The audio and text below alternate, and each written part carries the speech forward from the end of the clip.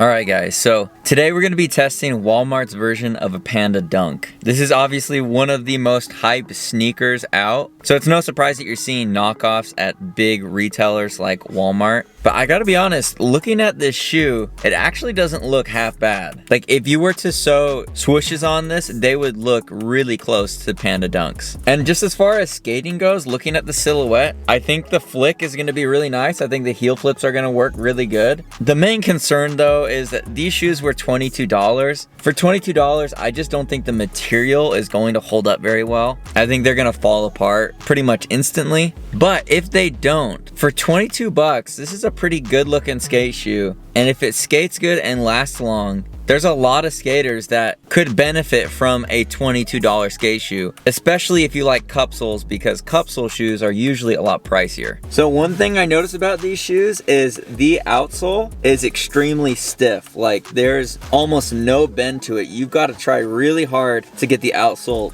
bending.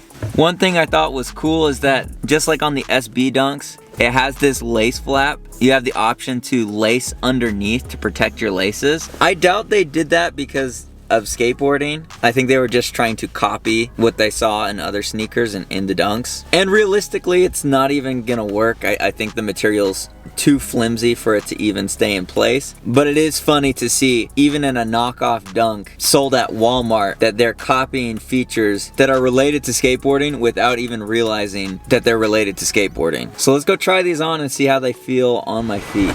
It's a super wet and rainy day today, so I came to one of the only places I could think of that would have some dry ground. The ground is pretty rough and cheese gratery, but gonna have to work with what we got today. Say what up, Bubba. Bud came with me to the sesh today. I know, like, as cheesy as it may seem to like be copying somebody else's shoe, I wish skateboard companies would almost like take a hint, because there's so much hype around Dunks and around these like 80s style basketball shoes. I wish more skate companies would almost like be more bold and more blatant about copying the look, because if that's what people want, but they also want to support skater-owned brand, it's like, why not make your own rip-off of a Dunk? I think Lakai does this really well with the Telford. Theirs is a little bit more like an Air Jordan 1 than a Dunk, but I think Lakai should even double down and make another like Nike rip-off, because that's what everybody's wanting these days, not just in skateboarding but outside skateboarding. And if a skateboard company fills that need of making a valid shoe that has the same aesthetic but is an alternative to Nike, I think that would blow up, not just in skateboarding but also reach people outside of skateboarding. So first impressions so far, they're definitely narrow, very tight on my feet. Like I definitely feel like my foot is being like pressed into the shoe. And normally I skate shoes that are a half size smaller. I ordered these in my actual size for like chilling shoes, which is a size 9, and these still feel like they're like a size 8 or something. So kind of uncomfortable. My feet definitely feel like constricted, but it might benefit my skating. So let's go ahead and try no warm up, first kickflip test. Let's try it.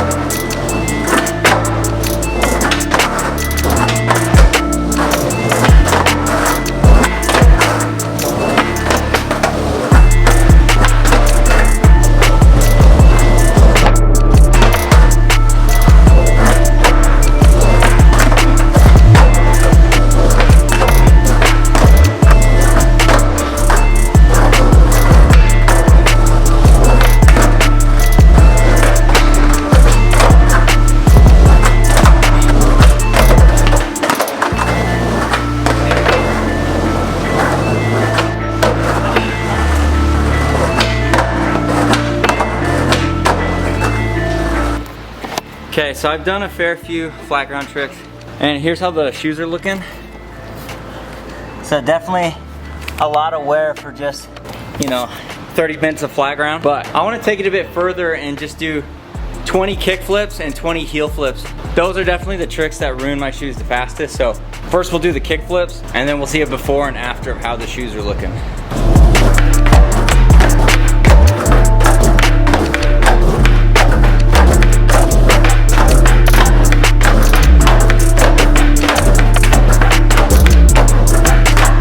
So it doesn't look like there's too much wear after 20 kickflips compared to just how it was sitting before.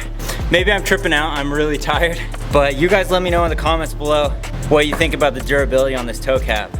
So now we're gonna go ahead and do 20 heel flips, super gas. So hopefully the heel flips are feeling good and we can get through this as painlessly as possible.